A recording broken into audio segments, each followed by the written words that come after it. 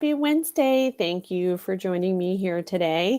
I'm Erica Hoke. I'm an infertility mentor and a empowerment advocate, empowerment coach. Those are the words that I'm trying to say. I help women who are going through the infertility process remove all the obstacles from their path, whether it be missed diagnosis, missed medical testing, or toxins in their lives, supplements that they can add to their regime and improve their health and wellness. So, I wanted to tell you a little bit about my story today. Part of it made it into the book, but not the full story. So, it really centers around medical advocacy and advocating for yourself and really knowing your body. So, some of you may know I have a condition called Factor V Leiden. It's a blood clotting disorder. But the way that I found out that I had it was I actually got a blood clot in my leg. So, if you back up to the beginning of the story, which is where we always should start. I was working in an outside sales position where I drove. Sometimes I was driving. This particular event I drove to was 4 hours away. When I arrived at the trade show, I was not able to stand or walk. Just suddenly, I think I had maybe even driven it straight through.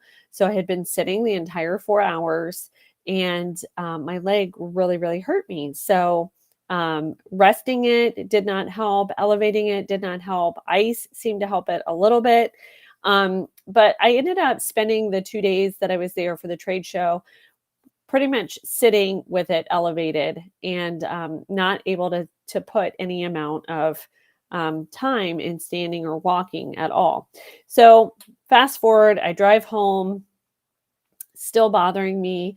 I ended up in the emergency room. So I got home on a Friday night. I kind of wanted to see how it did the next day. So by Saturday night, it was still significantly bothering me. So I did have a family history of blood clots, although, pulmonary embolisms and things like that. So on my mom's side, she had some of that going on. So I went to the emergency room. I kind of relayed this medical history to them.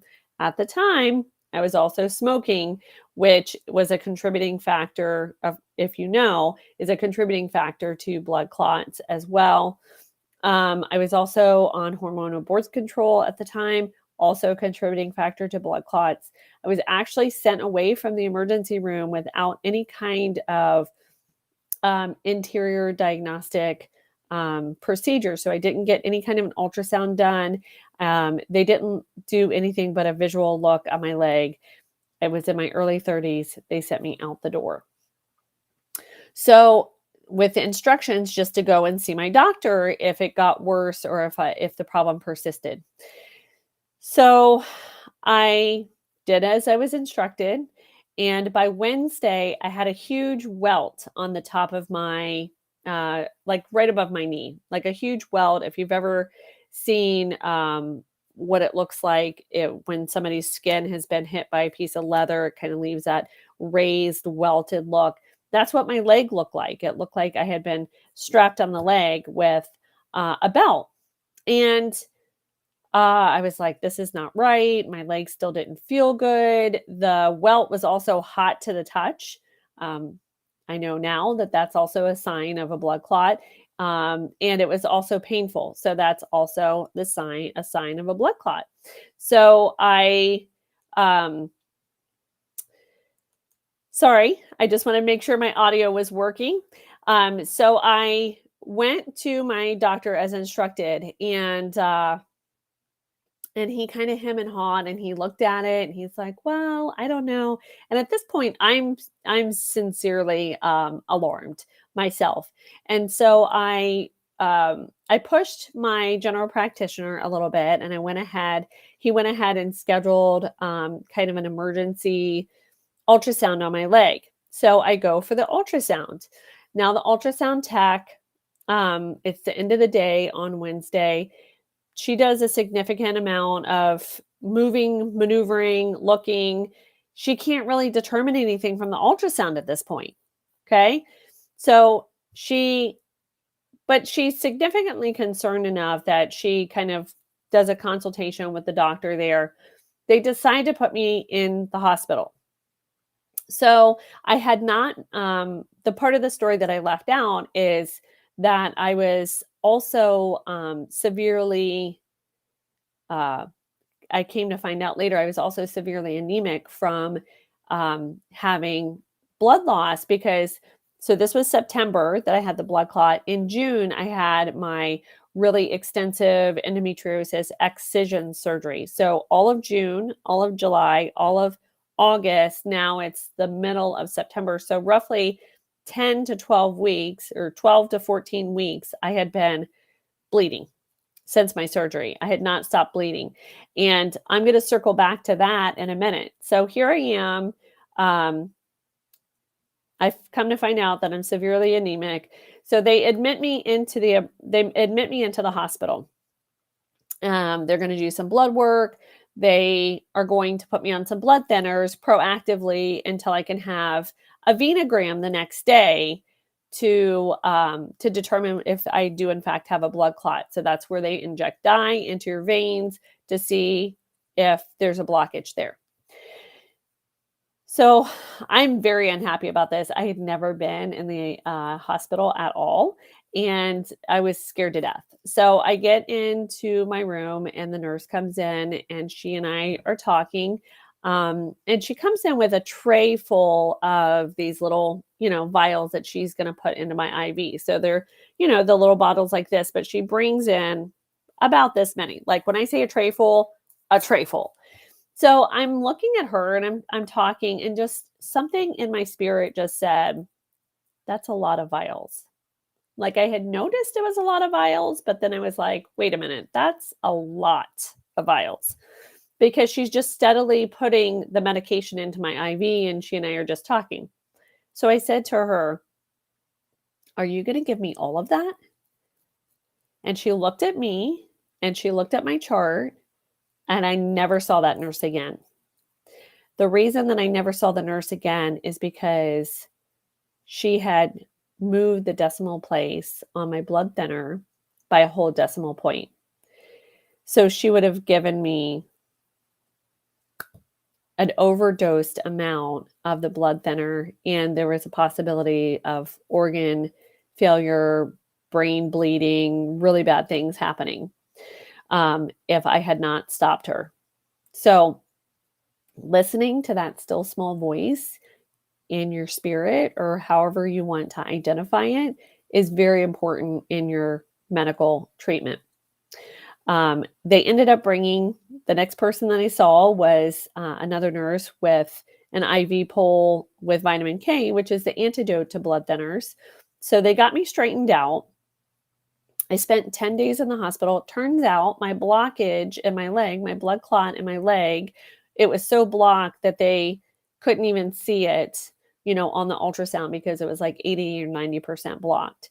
So if I had just dismissed, I went to the emergency room, and they blew me off. I'm sure everything's fine. If I had not persisted to go back to my general practitioner, and then persisted with him by letting him know, hey, I have a family history of this. I think that something's really wrong. I could have had a stroke. I could have had a heart attack. I could have had a pulmonary embolism.